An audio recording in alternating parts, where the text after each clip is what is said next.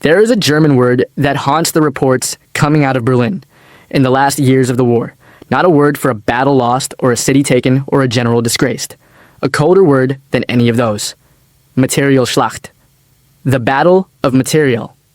A war decided not by the courage of the man holding the rifle, but by the number of rifles behind him, and the number of shells, and the number of trucks bringing up more shells, forever, without end. The German officer corps had a horror of that word. Their fathers had died inside it once already, on the Somme and at Verdun, drowned under a rain of British and French steel that no amount of Prussian discipline could answer. They had spent 20 years building an entire theory of war, designed to make sure it never happened again. Speed instead of mass, genius instead of tonnage. The lightning stroke that ends the fight before the factories can be heard from. And for a few dazzling years it worked. Then, sometime around 1943, in the quiet offices where intelligence men read shipping manifests, under a green desk lamp, the old word came back. It came back in the American numbers. And the men reading those numbers did something you rarely see professional soldiers do. They stopped believing their own eyes. They assumed the figures were lies, propaganda, the usual American noise. They checked again. And slowly, terribly, they understood that the numbers were real and that the thing they had spent a generation trying to outrun had come across the Atlantic to find them. This is the story of how the most respected military mind on earth studied a nation of shopkeepers, wrote them off, and then spent 3 years learning. One shock at a time, exactly how wrong it had been. It's tempting from where we sit now to call it simple arrogance. The Germans looked at America and saw weakness, and they were wrong, so they must have been fools. But that's cheap. And it isn't quite true. In 1941, the German assessment of the United States was not stupid. By every yardstick a European general staff had ever used to measure an enemy, it was correct. That is the uncomfortable part. Their contempt was reasonable. It just happened to be measuring the wrong thing. Consider who was doing the measuring. The German officer was the product of the oldest continuous military tradition in Europe. Prussia was a small, poor, sandy kingdom that had survived for 2 centuries by being better at war than richer neighbors. Its army wasn't an institution the state possessed. In a way, the army was the state. A German colonel had likely spent 30 years learning his profession. He could quote Clausewitz. He understood the difference between tactics and operations, the way a surgeon understands the difference between skin and bone. Now turn that man around and let him look west, across the ocean, at America. What he saw did not impress him. A country that seemed to be about buying and selling and very little else. Obsessed with the automobile and the icebox and the weekend. A country that had not fought a serious war on its own ground since brother killed brother in the 1860s and had spent the years since congratulating itself on staying out of the world's quarrels. To a Prussian, the American did not even look like a potential soldier. He looked like a customer. And then there was the actual army, which almost made the contempt look generous. In the summer of 1941, the United States Army was, by the standards of the war already raging in Europe, close to a rumor. Just over 1.5 million men on paper, and a great many of those brand new. Drafted the year before. Drilling with wooden rifles and trucks labeled tank in white paint because the real tanks did not exist yet. The armor that did exist was largely thin and obsolete, machines that would have been rolling coffins against a modern gun. The officers were decent, capable men, but most of them had not heard a shot fired in anger since 1918. An entire generation had passed. On the global ranking of armies, America sat somewhere behind Romania. Set that beside the Wehrmacht of 1941, and you understand the sneer. The Germans were not bragging when they called themselves the masters of Europe. They had earned it. Poland, a country of 35 million, gone in 5 weeks. France, the army that had held the Kaiser for 4 years. The army every planner on earth respected, broken, and surrendering in 6 weeks in the summer of 1940. By late 1941, German soldiers could see the spires of Moscow through their field glasses. They had not just won battles. They had rewritten the grammar of war, the blitzkrieg, the concentrated armored punch that unravels an enemy faster than he can react. Nobody else on the planet could do it, and they knew it. So when a nation of shopkeepers with a Romanian-sized army was suddenly dragged into the war, the men in Berlin did not lose any sleep. Why would they? December 7th, 1941, Pearl Harbor burning, and 4 days later, Hitler, of his own free will and to the private bafflement of some of his own commanders, declared war on the United States. You would think that would have concentrated a few minds. It did not. What happened instead was that the German planners took this enormous new enemy, set it on the map beside everything else they were already handling, and calculated, quite carefully, that it changed almost nothing. The reasoning was not lazy. It went like this. An army is not a thing you have, it is a thing you build, and building it takes time. To turn America's factory workers and farm boys into soldiers, you must first draft them, then train them, then equip them with weapons that also have to be built, then organize them into divisions with officers who know what they are doing. And this was the German trump card. You have to carry that entire army 3,000 miles across an ocean prowled by U-boats, and land it and supply it on the far shore. The Germans estimated, reasonably, that all of this would take the Americans 2 years at the very least, probably 3, and they did not intend to still be fighting in 3 years. The plan was that Russia would be finished first. One more summer, one more great encirclement, and the Soviet colossus would collapse the way France had. Britain, cut off and starving under the U-boat blockade, would come to terms. By the time the first serious American army waded ashore anywhere that mattered, the war in Europe would already be decided, and Germany would stand as an unbreakable fortress running from the French coast to the Ural Mountains. Let the Americans come then, they would break on it. It was on paper a coherent bet. It was also the largest miscalculation of the 20th century, and it failed for reasons the men who made it did not yet have the vocabulary to describe. They had assumed America needed 3 years to matter. They never asked what America might build in those 3 years. They assumed the ocean was a wall. They never imagined a nation that would treat the ocean as a conveyor belt.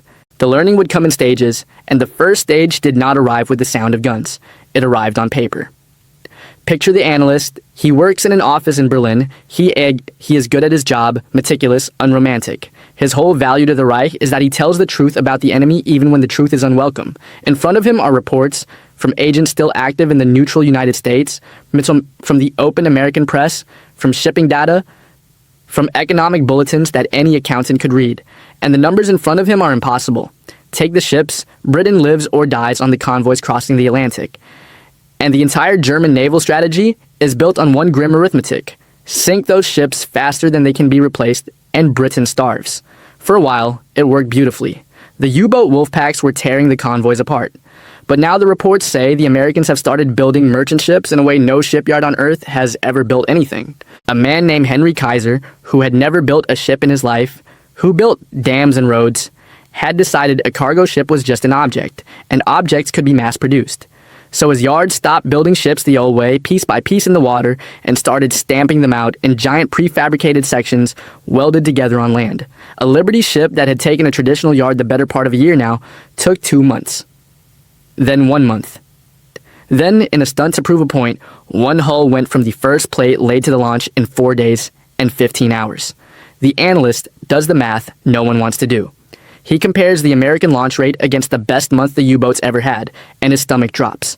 America is now putting ships into the water faster than the entire German submarine fleet, at the peak of its killing, can pull them out. The blockade is not just failing. Every week, that lifeline to Britain is getting fatter, not thinner. He turns to the aircraft reports, hoping for better news, and it is worse. Somewhere in Michigan, Ford has built a factory called Willow Run, over a mile long, designed by men who build cars and have decided that a 4-engine heavy bomber is, for their purposes, a very large car. So they are building the B-24 Liberator on a moving assembly line, and at full stride, the plan is finishing something close to a bomber an hour. The reports claim America is producing more heavy bombers in a single month than Germany manages in a year. The analyst does not believe it.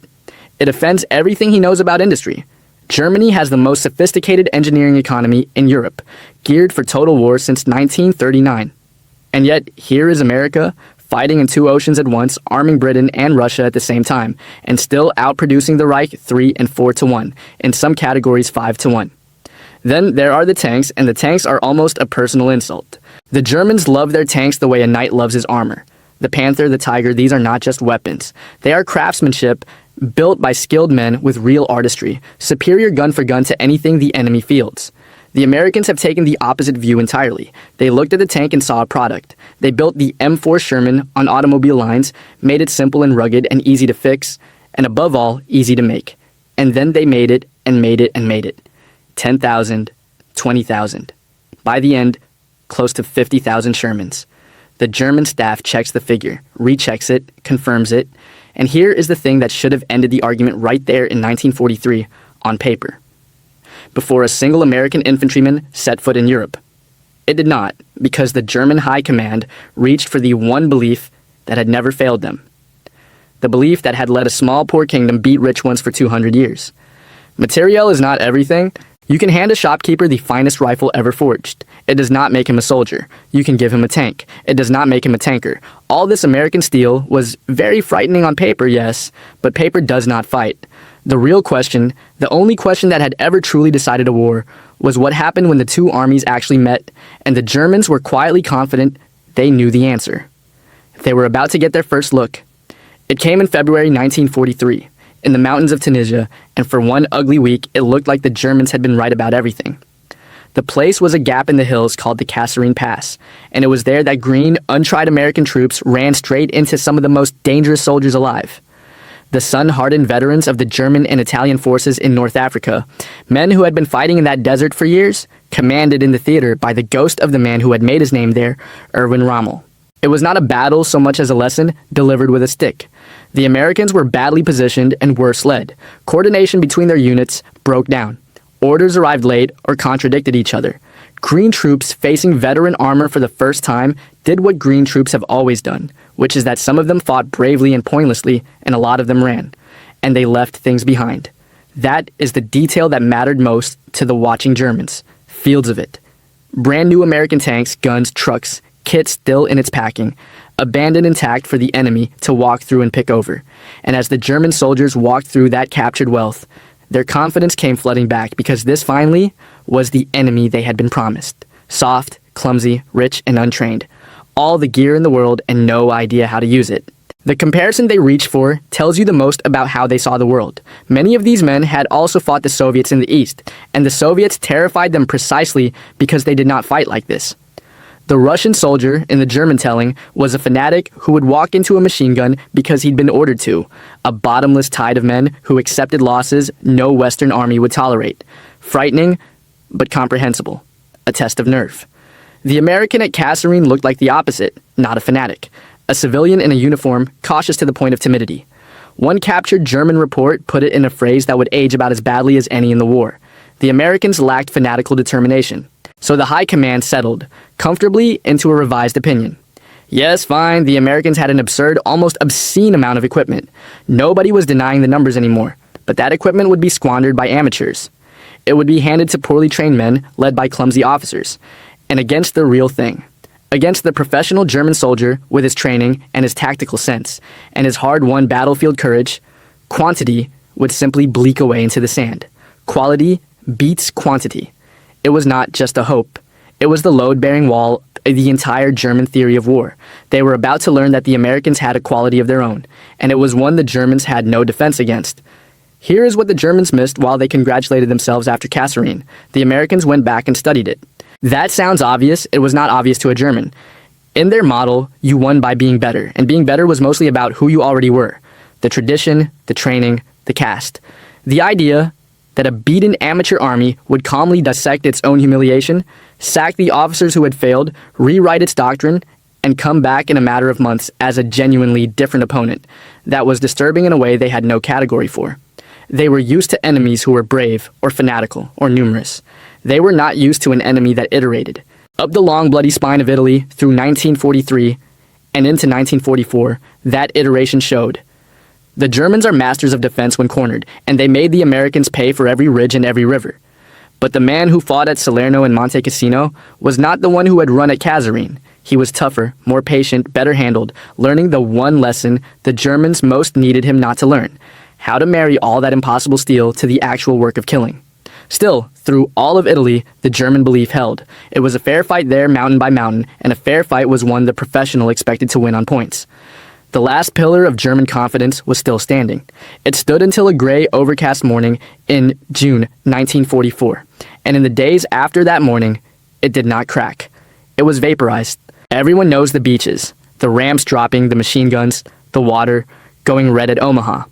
That story is real, and it deserves every ounce of the reverence we give it. But it is not the moment the German commanders understood they had lost. The beaches were courage, and the Germans respected courage, even the enemies.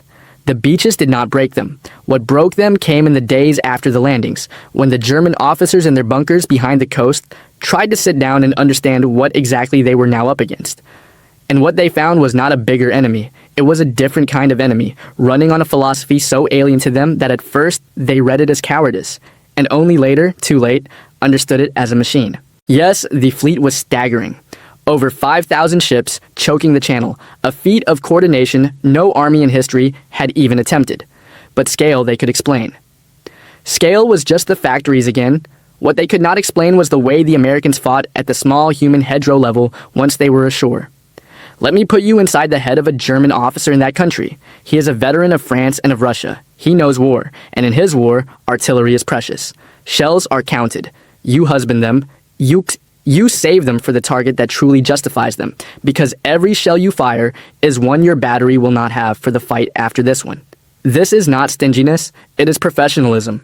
It is respect for a scarce and lethal resource. Now he watches the Americans. An American infantry platoon is pushing through the hedgerows, those ancient earthen banks topped with dense hedge that turn Normandy into a maze of tiny walled fields. From one of those hedges, a single German machine gun opens up and pins them. One gun, a handful of men. In the German army or the Russian, that platoon now has two choices, and both cost blood. It flanks the position, working men around the sides under fire, or it rushes the gun and takes its losses. That is war. That is the price of a hedge. The American lieutenant, who is perhaps 22 years old and was selling insurance 18 months ago, does neither. He reaches for a radio. First he calls his company mortars. If the gun still fires, he calls the battalion's heavier mortars. If it still fires, he gets divisional artillery on the line. And within minutes, a battery of 105mm howitzers, a dozen guns, opens up and throws more shells at that one hedge in 10 minutes than a German division might see in a week. If somehow the gun is still there, he calls for aircraft, and a flight of P-47 Thunderbolts, the J-bows the German infantry learned to dread, comes down with bombs and rockets. And if he happens to be near the coast, he can pick up the phone and ask a cruiser or a battleship sitting offshore to drop shells the size of automobiles onto the problem. Shells that do not so much destroy a position as delete the ground it stood on. Only when the hedge and the gun and the men behind it have been physically erased from the earth does the American platoon get up and stroll forward to the next hedge. Where does the whole thing again? To the watching German officer, this is baffling, almost contemptible. It looks like cowardice, an army that has to summon a hurricane to deal with one brave man and his machine gun, with no stomach for the close, personal work that defines real infantry. He notes it with disdain, and then the disdain curdles into something worse, because he cannot help noticing that it works. The Americans are grinding forward, not fast, but without stopping, and here is the horror of it, without bleeding. They are taking far fewer casualties than a German attack over the same ground would suffer, and his own men, the master soldiers, are the ones being ground into nothing. He is winning every duel and losing every field. Because the Americans have stopped fighting duels, they have turned every hedge into a math problem, and they can afford the math. To understand why the Americans could afford it, you have to understand two completely different ideas about what supply is for. The German quartermaster worked from a principle you could call sufficiency. His job was to calculate the minimum an operation required and deliver exactly that, with as little waste as possible. Waste was close to a moral failing. The Prussian staff had refined this into an art form, and for a fast war of quick, decisive strokes, it was the right art form. The American quartermaster worked from the opposite principle, and it was closer to a phobia. His job was not to prevent waste. It was to make a shortage impossible. He was trying to deliver so much that the word enough stopped having meaning at the front, so that no American attack anywhere would ever stall, for lack of a shell or a gallon of fuel. Abundance was not a byproduct of the American way of war. It was the strategy. When German officers overran American supply dumps, they sent back descriptions Berlin flatly refused to believe. They assumed the men writing the reports had cracked. Mountains of shell crates, fuel drums stacked to the horizon, acres of tires and rations, chocolate and cigarettes, and clean uniforms sitting out in the Normandy rain because there was so much that covering it all wasn't worth the trouble. To a German logistician, this was not a stockpile. It was a hallucination. But look at what that hallucination bought. It bought an army that never had to pause. American units could fight at full pressure around the clock, indefinitely, because behind every gun, there was not a careful ration of shells, but effectively an ocean of them. They could hose 10,000 rounds at one stubborn crossroads and not feel it, because 10,000 more were already on the road. The German pause, that necessary refit after a hard fight, the thing every professional army needs, the Americans had largely engineered out of their war. They never had to catch their breath because they never got winded. And yet, even that, the firepower and the endless supply, was not the deepest surprise waiting for the Germans in France. The deepest one was quieter, and it was standing right in front of them the whole time, on 4 wheels. Here is one of the great illusions of the whole war, and the newsreels are to blame for it. We picture the Wehrmacht as a river of tanks and half-tracks, the motorized colossus that invented mechanized war. That image is burned into us. It is mostly false. The truth is that the German army of 1944, the army that pioneered the Blitzkrieg, was in its bones a 19th century force that walked. Only a minority of its divisions, the elite Panzer and Panzer Grenadier units, were genuinely, heavily motorized, and even those ran on a desperate patchwork of captured French and Czech and Soviet trucks, forever short of fuel and spare parts.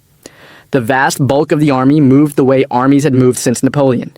Its supplies, its artillery, its field kitchens were pulled by horses. Over the course of the war, the German army used something on the order of 2.5 million of them. The pioneers of mechanized warfare fought most of that war at the speed of a walking animal. Now stand the American army beside it. By late summer 1944, the Americans had put more than 10,000 tanks into the theater, with more on every ship. But the tanks were not the real story. The humble truck was. In the entire American army in France, from the Corps headquarters down to the rifle company, there was not one horse. Every unit was fully motorized, top to bottom, with standardized vehicles rolling brand new off American lines. The 2.5-ton truck, the Jeep, the half-track. And that one fact reached further than all the tanks and shells combined. When a German division had to shift 100 miles to plug a hole, it marched. 3 or 4 days on foot, arriving exhausted, its horses spent, needing rest before it could even be counted combat ready. When an American division got the same order, the men climbed into their trucks and drove. They arrived in an afternoon, rested, supplied, ready to fight on landing. Run that difference across a whole campaign, and it becomes decisive. The Americans could gather their strength faster than the Germans could, pour through a breakthrough faster than the Germans could seal it, and keep a pace the German army, chained to its horses, had no way to match. The German generals had studied Clausewitz.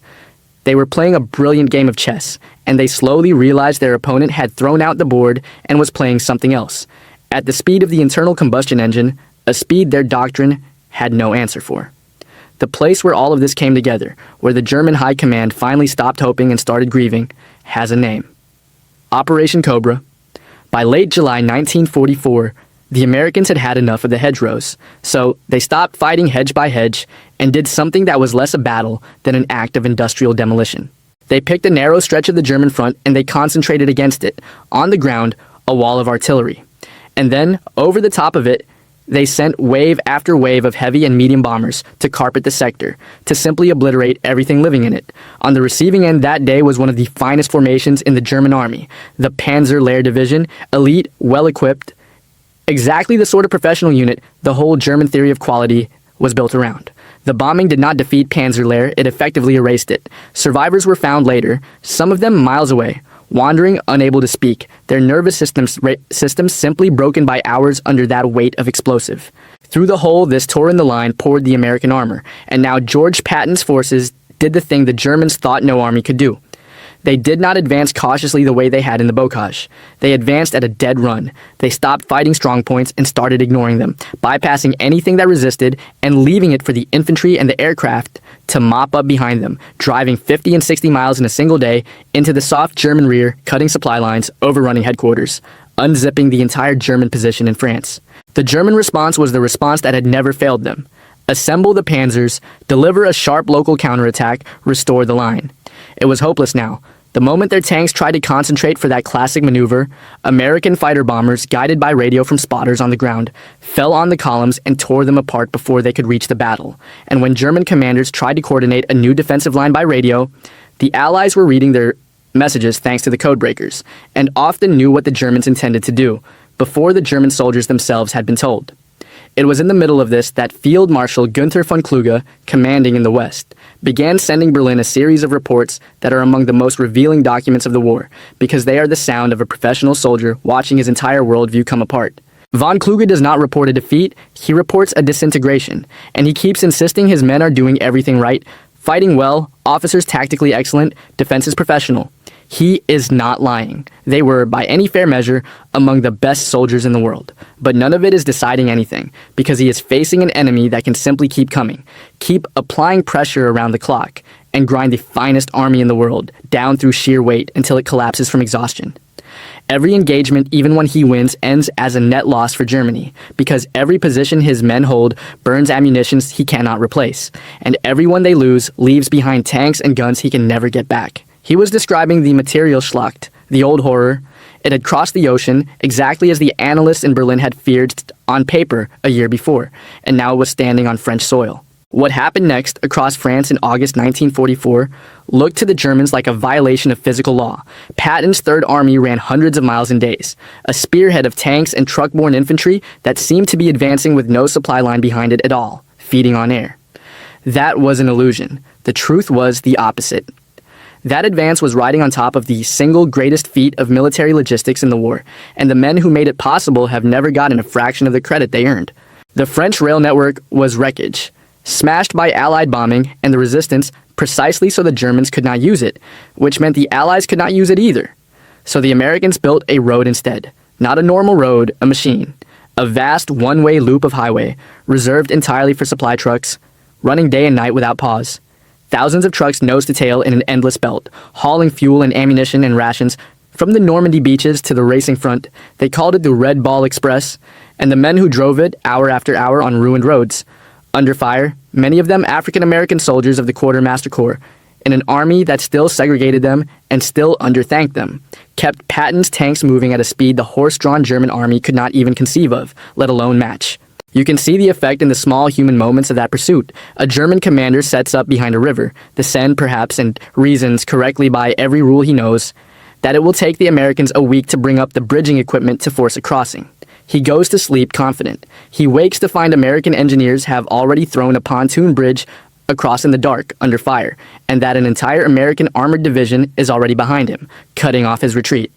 The round-the-clock relentlessness of it suggested an army that had somehow beaten the oldest enemies any soldier fights: friction, fatigue, and distance. The things that had limited every army since the beginning of war, the Americans seemed simply to have paid to make go away. Around this time, German intelligence got hold of captured American field manuals and tried to reverse engineer this enemy from its own paperwork. What they found baffled them again. American doctrine assumed rates of consumption a German staff considered not just wasteful but catastrophic, and specified stockpiles a German quartermaster would have been court-martialed for hoarding. And the philosophy went all the way down, even to how the two armies thought about men and machines. The German army prized the veteran who knew his unit in his bones, and the master mechanic who could nurse a wrecked tank back to life in the field. Beautiful and scarce and irreplaceable. The American approach treated both the machine and, colder still, the man more like interchangeable parts. A broken tank engine often wasn't fixed at the front at all. The whole engine came out, a new one dropped in, the broken one shipped back to a depot to be rebuilt on a line. Veterans were rotated home to train the next wave, while fresh replacements were fed into the front. This broke up the tight small unit bonds the Germans treasured, and the Americans did it anyway, because it kept every unit topped up. The German division after a hard battle was a husk that needed weeks to recover. The American division after the same battle was refilled from the pipeline and back in the line in days. It was not an army built around heroes. It was one built so that ordinary men, farmers and clerks, and yes, shopkeepers, could keep functioning at full power forever. The old Prussian who understood this, first and most clearly, was Gerd von Rundstedt, pulled out of retirement to command in the West. He looked at the maps, read the reports, and reached the coldest conclusion available.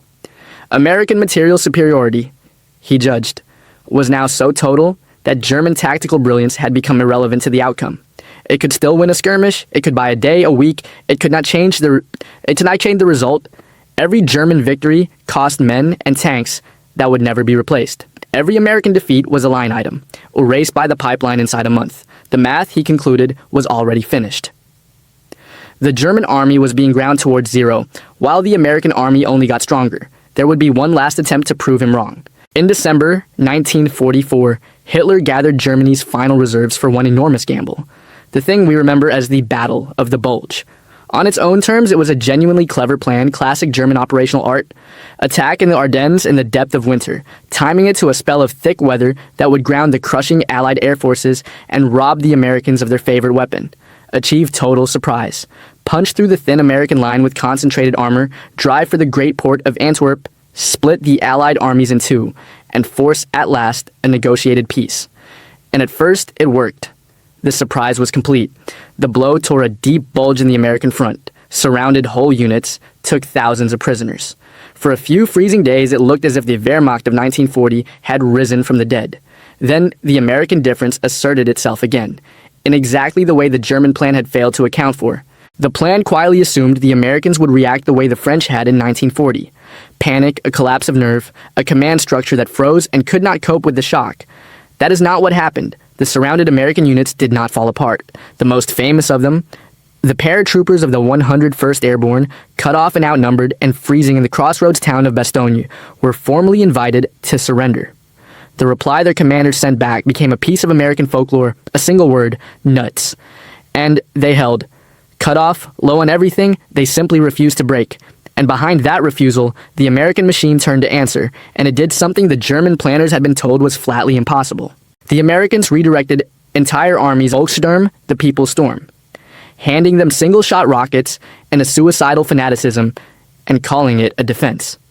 Meanwhile, America was still landing fresh divisions, brand new, fully equipped, under an air force that owned the sky, backed by a supply system that fed and armed the average private more lavishly than a German field marshal had been provisioned at the height of the Reich's power. The last symbolic act came at the Rhine in March 1945. The Rhine was Germany's final natural wall, the sacred river of German legend, the moat around the heartland, and the Germans defended it with the desperation of a dying animal. The Americans crossed it the way they had crossed everything else, as one more engineering problem to be solved with overwhelming force. They laid down a weight of artillery that dwarfed anything in the history of war. They built great bridges under fire at a speed that looked to European eyes like a miracle. And within days, American armies were fanning out across Western Germany against an enemy that was no longer resisting so much as dissolving. So when exactly was the day Germany learned that America was built different? There isn't one. That's the honest answer, and it's a better answer than any single scene would be. It was not a day, it was a series of shocks, each one peeling away another comfortable belief spread across 3 years. It was the analyst in Berlin, alone under a desk lamp, staring at shipping figures that could not possibly be real, and slowly understanding that they were. It was the quartermaster in Normandy walking through a captured American supply dump the size of his own hometown, and knowing his side could never build one like it. It was the frontline officer in the hedgerows watching his best-sighted, most professional position get erased by a battleship he could not even see over the horizon. It was von Kluger writing home that his men were fighting perfectly and losing anyway. It was old von Rundstedt looking at a map and doing the arithmetic and understanding, with the cold clarity of 2 centuries of Prussian tradition, that the arithmetic was already finished. They had spent a generation building an army to escape one word, the material Schlacht. The battle of pure material weight that had buried their fathers. And they had crossed onto the threatened sector on a timescale that made no European sense. Patton's Third Army was 90 miles to the south, faced the wrong way, deep in the planning for its own offensive in a completely different direction. Patton was ordered to break contact, wheel his army 90 degrees, and drive north to relieve Bastogne. His own staff told him it could not be done, that simply replanning the logistics and turning that many men around would take a week. He told them they had days. His men climbed into their trucks, drove through nights on icy, murderous roads, and slammed into the German flank at a speed that violated everything a German officer believed about how fast an army could move. Then, the sky cleared. And when the weather broke, the Allied aircraft came, and they did not just hit the German front. They fell on the German supply columns and annihilated them. The elite panzers that had advanced so brilliantly slowed and then stopped, and then sat out of fuel, waiting to be destroyed. The offensive that had cost Germany its last reserves of armor and fuel and irreplaceable men achieved, in the end, nothing. And in that, nothing was the final brutal lesson. When Germany lost those panzer divisions in the Ardennes, they were gone. Permanently. The factories that would have replaced them were rubble. The fuel did not exist. The trained crews were dead or captured, and there was no one to train more. When America lost tanks and men, the pipeline replaced them within weeks, and the units came back. So a German tactical victory might destroy an American division, and that division would be rebuilt and fighting again a month later. An American victory destroyed a German division, and that division was simply gone, wiped from the map forever. You cannot win a war of attrition against an enemy who has, for every practical purpose, no bottom to his resources and the will to spend them. Read the letters German soldiers sent home in those last months, and the captured reports their officers filed, and you find something strange and human running through them. Not fear exactly, a bitter, baffled respect, tangled up with a stubborn pride that never quite let go. They still believed, most of them, right to the end, that man for man, they were the better soldiers. In a narrow sense, they were not wrong, but their reports are full of a particular frustration. The frustration of men who feel cheated, an enemy who will not fight fair, an enemy who answers a single machine gun with a hurricane of steel, who seems to have unlimited ammunition, who eats hot food in his forward positions and replaces his dead overnight as if death were an inventory problem. The veterans who had fought in the East drew a comparison that says everything. Fighting the Russians, they said, meant facing human waves. Men you could cut down with a good defense and steady nerves. A test of will you could sometimes win. Fighting the Americans meant facing a machine. It meant facing a tide of firepower that would, given enough time, always reduce your position to rubble, no matter how brave you were or how well you were dug in. And the Americans, it seemed to them, had all the time and all the shells in the world. And all the last months in Europe were a grim formality. The German army was scraping the bottom of its nation, putting children of 12 and old men of 60 into uniform. The whole span of the war, only to be buried by it again. This time, by a nation they had dismissed as shopkeepers. A nation that had taken its factories and its automobiles and its genius for mass production and quietly turned all of it into a new kind of war. A war that made the oldest measures of soldiering, the courage and the craft and the tradition, feel almost beside the point. They were beaten, in the end, by an enemy who could afford to be wrong, who could afford to lose battles and squander steel and make mistakes because the resources behind him were, for all practical purposes, without limit, and the will to use them was absolute. It is a story from our parents' and grandparents' world, further away every year. But it says something enduringly true and a little unsettling about the character of this country, what it can build when it decides to, and how thoroughly it can surprise the people who thought they had already taken its measure. If this look back at our history meant something to you, consider subscribing and stay with us. There are more of these stories to tell.